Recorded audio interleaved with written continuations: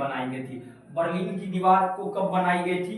1961 में बनाई गई थी। और उसके बाद इस बर्लिन की दीवार की जो है ना लंबाई जो था जो 150 किलोमीटर था। कितना था?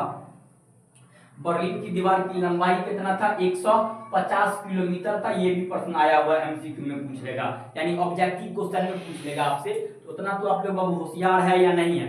तो मेरे हिसाब से तो उतना तो कम से कम आपको होशियार होनी चाहिए। आगे चलते हैं और उसके बाद पूछेगा कि बर्लिन की दीवार जो गिरा दी गई थी बाबू आपका 1989 को, 9 नवंबर 1989 को क्या हुआ था? बर्लिन की दीवार यानी ये पूर्वी जर्मनी का जो जनता जो था ना बाबू, बर्लिन की दीवार को गिरा दिया गया था। इसमें किसी को कोई आपत्ति?